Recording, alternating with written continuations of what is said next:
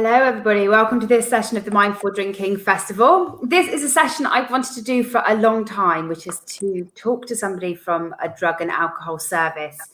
So just by brief way of explanation, for those of you in the UK, this is probably the most important, one of the most important. If you're from the US, then services and Australia services are very different there. But in the UK, we have services that are funded by public health at a local level. They are run by different providers in different parts of the country. And today I've got Ruth from Aquarius with us. And Ruth covers large bits of the Midlands and bits of the Southeast. And where else, Ruth? So we've got services across the West Midlands and East Midlands, including Wolverhampton, Solihull, Birmingham, Derby. And we cover Oxford, Northampton and Bedfordshire, and Telford and Wrekin as well. Excellent.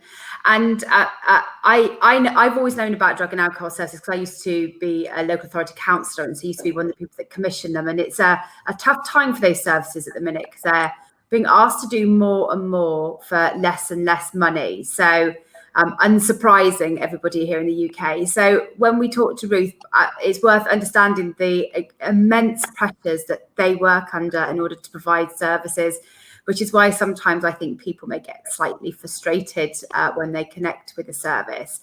But explain a little bit about what you do in the round, Ruth. Yeah, so in terms of our services, they're quite varied. We've got services for adults and services for young people.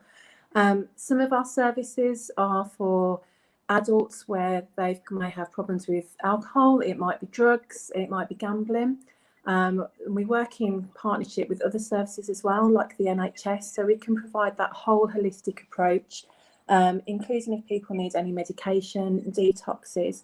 But Aquarius's focus is really on kind of one-to-one support, recovery support, and helping people in their communities. We've also got young people services as well, where we support young people who may be using substances themselves or gambling themselves. But we also do a lot of family work. So we do a lot of work with children who are affected by parental or family use. And we support a lot of family members and affected others. So it could be a friend, it could be a neighbour, as well as a family member who want to support and help others who are on their journey to get them the right help and support they need. And that might include them coming to joint sessions and supporting the person in service, as well as when they're at home and in their own time as well. So one thing I find, and one of the reasons why I set up Club Soda, is I realised that there was a whole bank of people like myself who just wouldn't go near drug and alcohol services. We felt that they were for other people. And so it'd be worth knowing a bit about, what happens when somebody contacts you and they're worried about their drinking. They may be working, they may be busy, but they're worried about their drinking. How can they connect with you? And what would they expect? So in terms of that first point of connecting, we get people that sometimes get in touch with us via social media. We've got kind of key phone numbers for each of our services, so people can give us a call. They might go on our website and send us an email or do a contact form to get in touch with us in that first point. One of the things that we try to do is just have a really normal conversation with people when they first get in touch. Because it's a big thing, it's scary, and people want to know, is it going to work for them? Is it going to be what they want? So the first step for us is just getting in touch, listening to their story, finding out what they need, where they're at, and then explaining a little bit about our services and what offer we can support with them. We also get people getting in touch with us via their GP, via other professionals they're working with, or kind of sometimes when we do community events, people will come and talk to us and we help people into service via that route as well. So it really is just starting off having a conversation about where they're at and what they need, and letting them know they're not alone, because it can be quite scary when people first want to ask for help.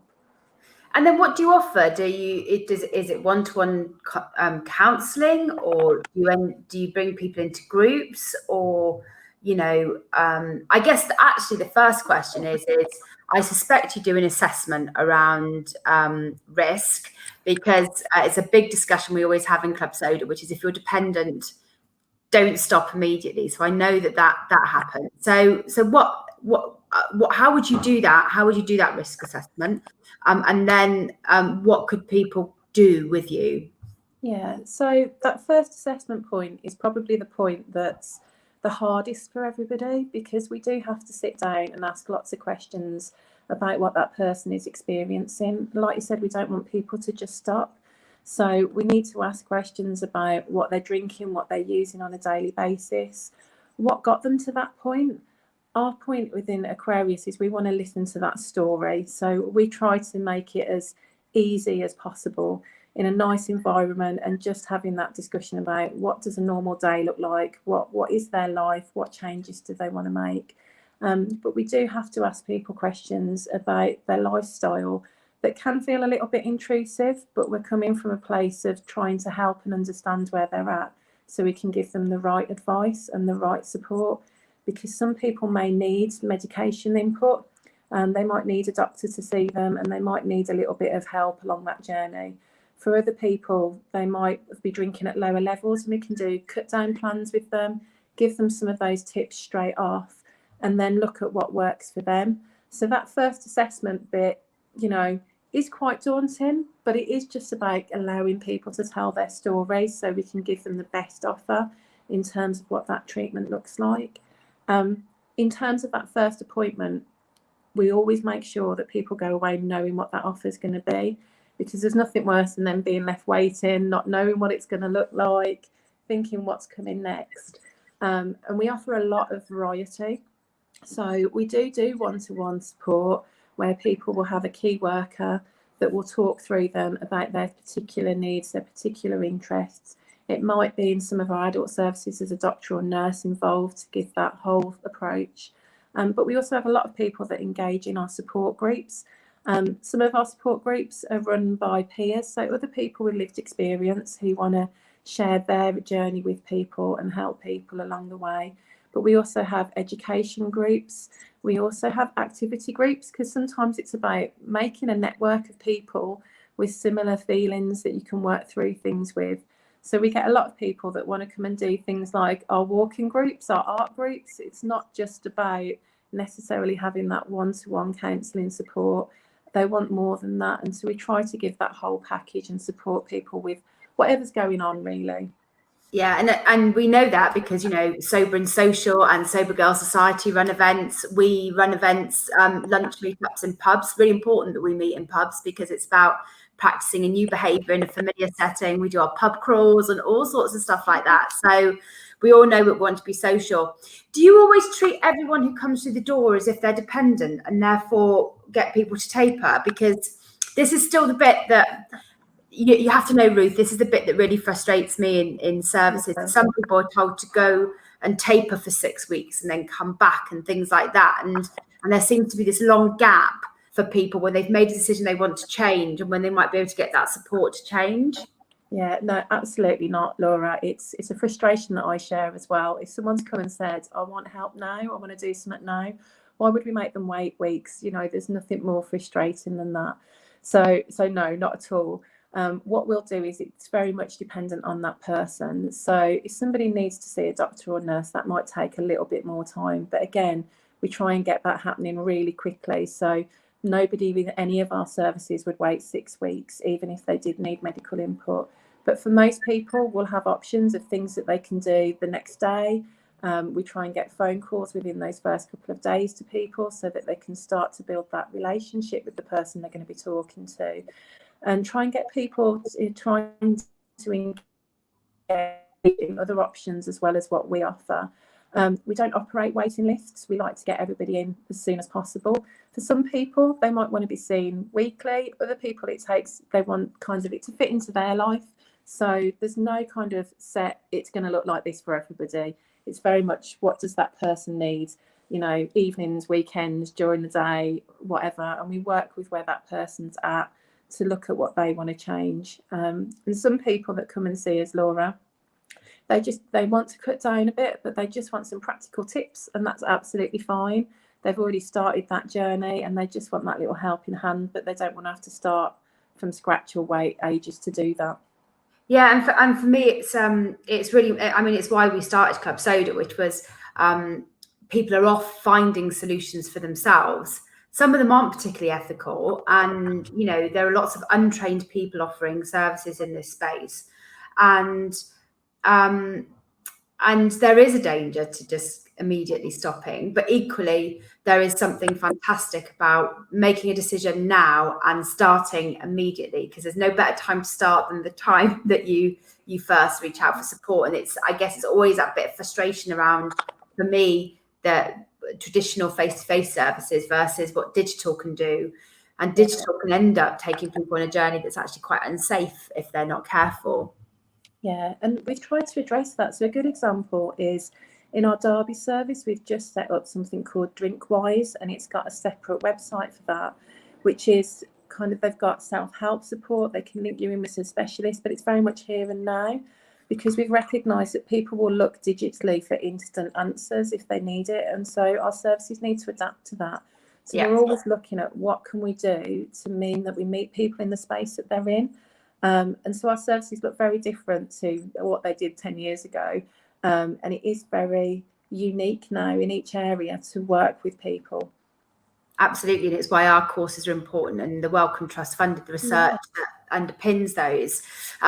You've also got Yarda Bar in Derby, so you've got an alcohol-free bar, and we're having our first quiz without beers in Derby. I must make sure you get information. Yeah, definitely, that'd be amazing. That's happening in a few weeks. We love that event, so we'll send you information. So people come to you. You definitely treat them on a holistic and individual level. Some of the other things that people are very frightened of are if they've got children, that their children are going to be taken away. And the other is we've had a couple of examples of services that have told their employers about their drinking, and particularly teachers, which of course then triggers a massive safeguarding issue. And those people that I work with have said they didn't even listen to what I said. I said I had a problem during the holidays and not during term time, and then they went and told my school, and I've lost my job. And people get very frightened about those things, and rightly so. What can they expect from you as a service in terms of, not activating those things?